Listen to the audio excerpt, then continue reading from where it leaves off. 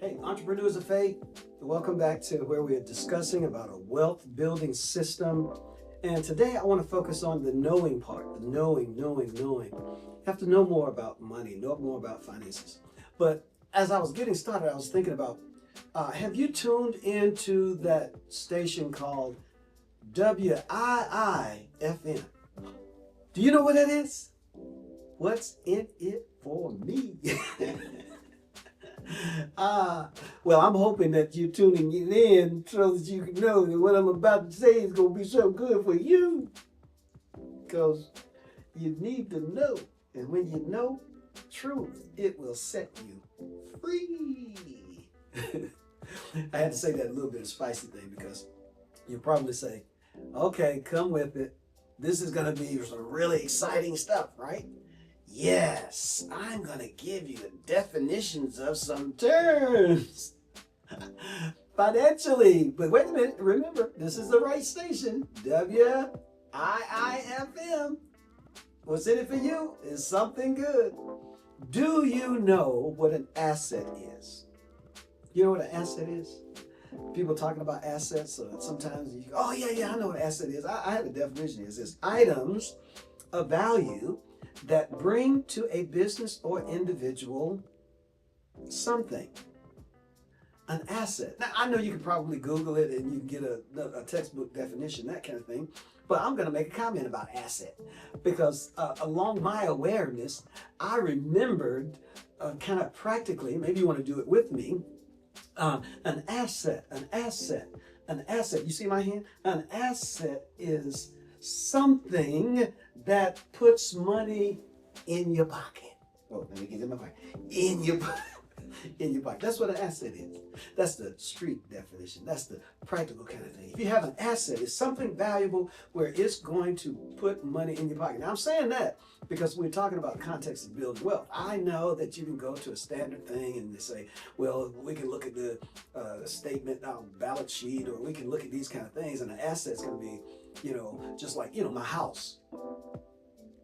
But I'm saying, if your house doesn't put money in your pocket, it's not the kind of asset that I'm talking about that's going to help you build wealth. Now, you may very well have it and it increases in value and you can put it on your financial statement and you can, say some good things. But if it doesn't produce money for you, I don't count it. You say, towards building wealth. And when I say building wealth, let me be upfront. I'm a little biased. It really is going to have to do with, again, what is going to help you to be financially free. What's going to help you to have passive income so that you are making money while you sleep, so that you can indeed have the opportunity to do different things while money is making money for you. You get what I'm saying? So that's why I say this about assets. You got it? You got it? Assets. Now, what about another term? Liabilities. Liabilities. Okay, the definition I have here is monies owed to others. Liabilities. You got it? Monies owed. Oh, let me do my hand thing. Are you following with me? Liabilities will be those things that take money out of your pocket. That means you got to pay. The other one, you were getting paid. You put money in you. So assets put money in your pocket. Liabilities take money out of your pocket. So if you want to build wealth, you think it's better to have assets or liabilities? Oh, wait a minute, hold on, let me see. So when we're talking about applying this, because we need to know, and what we oftentimes find is based on the people that we hang around with, we're doing the kinds of things that those people do. Guess what? Poor people, middle class people, they make certain kind of decisions with their monies.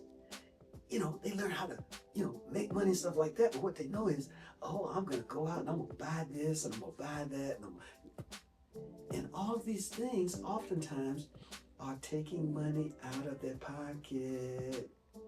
It's a whole lot of liabilities. But the wealthy folk, they look at how they can have assets, put money in their pocket.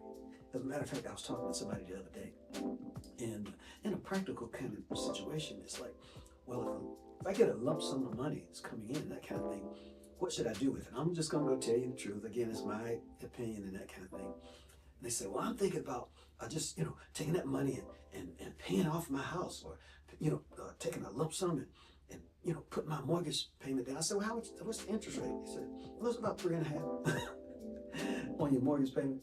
I'm going to say, okay, hold on, let me see.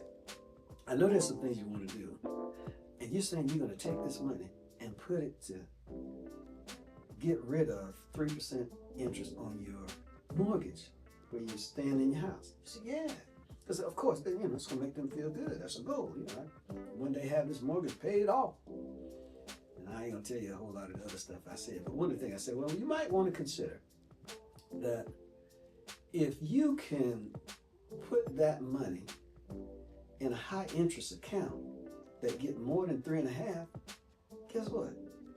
You'll be coming out better by having that money work for you instead of you paying off that so you can feel better. It's just what you know. I'm trying to give you some terms to help you to see, am I contributing to what's going to be things that are going to put money in my pocket, or things that's going to take money out of my pocket. Let me say, liabilities, assets. Well, of course, when you're dealing with your net worth, I should say, when I said net worth, that's important too. But indeed, what you do is you subtract the liabilities from the assets, and it comes up with your net worth. I want to go to another term. This is equity. Equity. What's equity? Equity is ownership, or it's an investment that's the difference between what the value or what the worth is versus what you owe on it. So a mortgage is on a house or on a property is a good example of how you can see what equity is. Now say the house that you have or the property that you have is worth $250,000. And you've had it for a while, whatever reason, you now owe $150 to the bank, to the mortgage company, whatever it is. Well, guess what?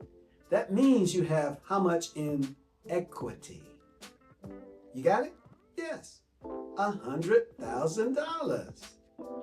Part of what I was trying to tell you before is when you're knowing some things, you begin to make choices, decisions, and it's like, if you have that kind of equity, are you going to have that equity just sitting there doing nothing? Like being lazy. You know what I mean? You ever have people come to your house and stuff and they just sit around and don't do anything? You go out and work. I like to say, let's make sure our equity is working for us. That's me. That's just my thinking. Equity. Let's see another term, and I know I'm not gonna. I know this is so exciting, and you are like saying, "Oh man, feed me," cause I know this is WIIFM. I know what's in it for me. I'm gonna go and I'm on my trail to becoming more wealthy. Yes, because I'm learning some terms. There's a term called liquidity. It says the ease of converting assets to cash. Items with high liquidity are savings, stocks, mutual funds, those kind of things that you can turn into cash quickly. Items of low liquidity may be houses or equipment or things that takes longer to turn them into cash. So liquidity. And knowing that term is helpful because as you matriculate, as you live, as you go through and building your wealth, you're going to have to make some decisions. And so you'll need to know this term of liquidity based on your financial plan, based on some things that you're doing, whether you have a certain percentage of your assets that's liquid or they're more liquid than others. So that, for example, this is another thing that I've learned in doing spending plans, budgeting, and people have categories. Frankly, I'm going to give you my opinion when you're doing a budget, because I've done this. I don't like the term of like emergency fund. I don't like that. I don't like it. First of all, it's almost like you're saying, I know I'm going to have an emergency. Let me have a fund for the things that I know are going to go wrong. Now, to me, it's like, wait a minute, are you saying to the universe, bring emergency because I have some money here? Somebody said, but what about Murphy's Law? I said, what about McPhail's Law? But I'm relating that to this term of liquidity because I pretty much, as I've been exposed in doing budget, I prefer the word reserve. You have a certain amount of reserves that you can use for things that come up that were not line item planned for. If that includes emergency, if that includes like when you get insurances, you have deductibles, or there's certain kinds of things that are certain. So if you have liquid assets, money in the bank, or something that can be turned into money quickly, then you have the kind of reserves that can take care of things that come up that you didn't plan for. Are you with me? I hope you're following. I have one last one. These financial terms, and hopefully put them in some ways that'll be beneficial to you, because this is WIIFM. Are you with me? I hope somebody's gonna comment. Put that down that they got that. You say, oh yeah, the nugget I got was the FM station that he was talking about today. Yes. Last one, solvency. It's a measure of indebtedness. If assets are greater than liabilities, then you are solvent. If your liabilities are greater than your assets, then you are insolvent. Wow, solvency. So you hear that word, and for me, it can be a part of another word that I just slipped in as we've been talking today, that could be similar in the sense of if you have a positive net worth, that means you would be what? Solvent or insolvent? You got it? Which one? Solvent, of course. If you have a negative net worth, let me say, what is negative net worth? It means that your assets are less than your liabilities. You got it? That means you would be insolvent. So that can be personally, that can be in your business. These are some things that hopefully, if you're listening, and if you listen all the way through, you say thank you, and you can go and review those things, and you can find different ways of kind of allowing these terms to be understood so that you're making decisions. And then maybe some of you that you said, oh yeah, that's elementary stuff. I know that kind of stuff. Thank you very much for the reminder. And I'm saying, you're welcome. All right? I'm going to wrap. I am Gerald McPhail, your pastorpreneur. And I want you to remember something. When you're made by the master, it makes you a masterpiece. Be that masterpiece you were made to be today and every day. Till next time, peace.